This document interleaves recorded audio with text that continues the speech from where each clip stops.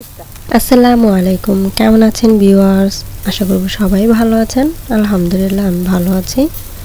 আজকে আমরা barbecue party করব।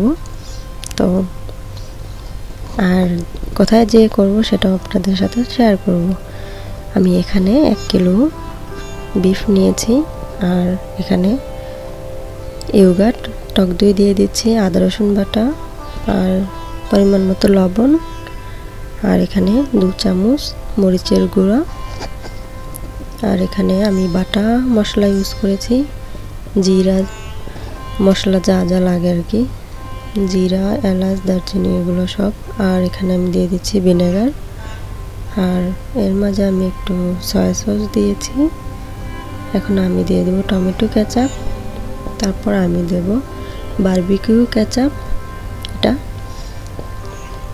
সবগুলো উপকরণ আমি এখানে দেখিয়ে দিচ্ছি, আশা করি আপনারা দেখে নেবেন। আর এটা হলো বারবিকিউর মশলা,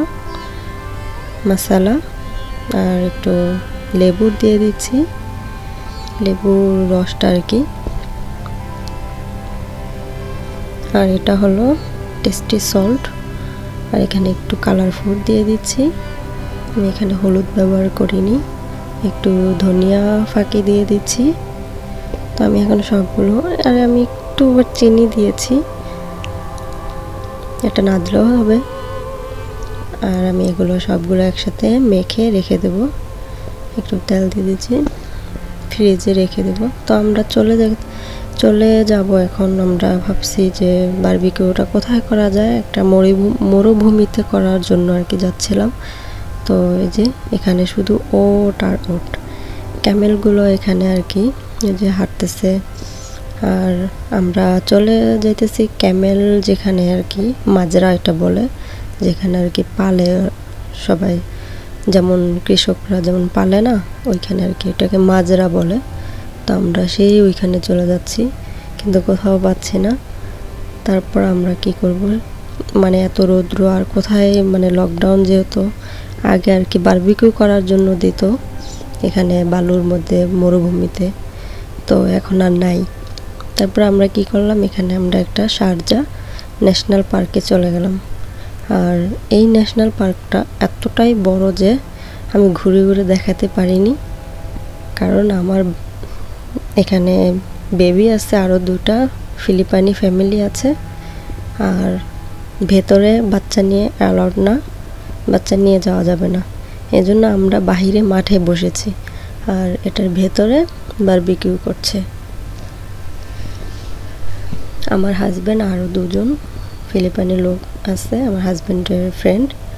তো এখানে আর কি যে বারবিকিউ সামান সব কিছুই নিয়ে আসছে, কিন্তু প্রয়োজন নাই। এখানে বারবিকিউ করার জন্য সব সিস্টেম আছে অলরেডি। এখানে মানে সবাই এসে এখানে বারবিকিউ করে, জায়গায় জায়গায় একটা একটা করে এরকম করে দিয়ে রেখেছে। তো আমার হাজব্যান্ড এগুলো শিকের মধ্যে দিয়ে দিচ্ছে। এর মাঝে কি হলো, আমরা রাস্তা দিয়ে আসার সময় আর কি মাছ আর চিকেন কিনে নিয়েছিলাম। তো ওই মাছটা হলো 2.5 কিলোর উপরে, অনেক বড়। যাই হোক, সামনে মানে এয়ারপোর্ট, তো শারজা এয়ারপোর্ট, তো প্লেন যাচ্ছে এতটাই নিচ থেকে, দেখলে আর কি অনেক ভালো লাগে। তো আমি পুরো ভিডিওটা করতে পারিনি, জলদি আর কি মোবাইলটা নিতে আরও 2টা অবশ্য চলে গেছে। এখানে আগে তো 5 মিনিট 2 মিনিট পরে একটা করে মানে প্লেন যেত, এখন তা হয় না, এখন হয়তো 15-20 মিনিট বা 1 ঘন্টা আধা ঘন্টা এরকম পর আর কি যায়। তো আমি এখানে 2টা মিস করেছি, আর 2টা আমি ভিডিওতে রেখেছি। তো আমার বাচ্চাটা এখানে খেলাধুলো করছে, আর ওদিকে বারবিকিউ করছে।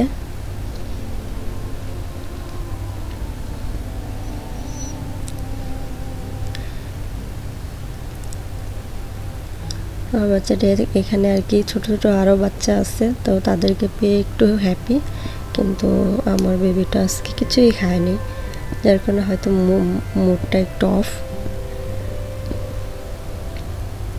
কিন্তু খেলাধুলা করছে তো তাই খাওয়ার দিকে আর কি নেশা নেই। আর আমার বেবিটার জন্য দোয়া করবেন যেন ঠিকমতো খাওয়া দাওয়া করে।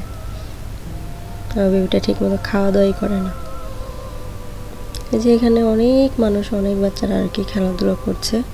এখানে ওর মতো একটা বাচ্চা ওর সাথে খেলতেছে, আর এই বাচ্চাটাও খেলতেছে। এই বাচ্চাটা আরাবিয়ান।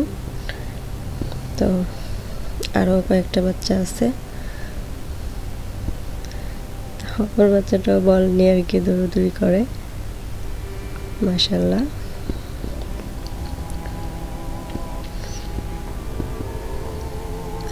পার্কটা হলো এটা আর কি, এটা পার্কের বাহিরে একটা মাঠে বসে আছে। যাদের বাচ্চা আছে তারাই এখানে বসে আছে, আর যাদের বাচ্চা কাচ্চা নেই তারা ভেতরে।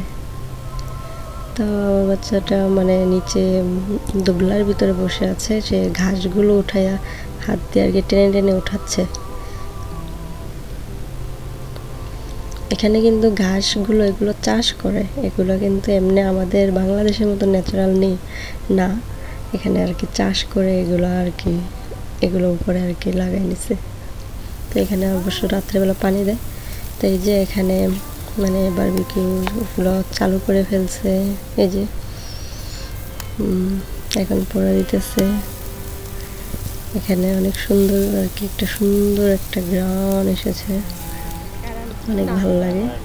তো আমার হাজব্যান্ডের ফ্রেন্ড সবাই মিলে আর কি করতেছে।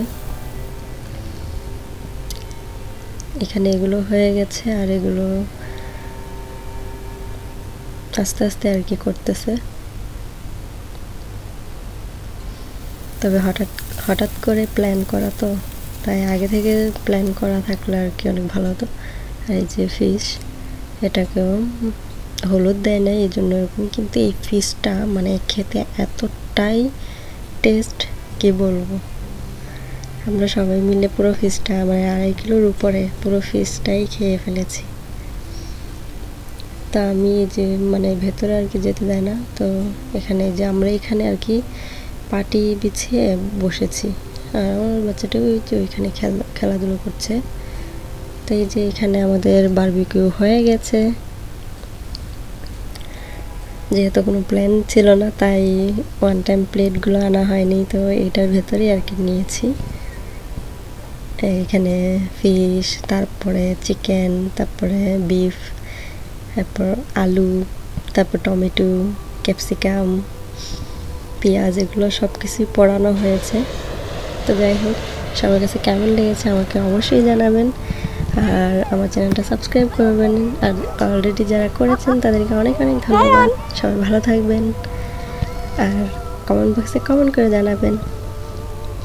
সবাই আমার সাথে এতক্ষণ থাকার জন্য অনেক অনেক ধন্যবাদ। আল্লাহ হাফেজ।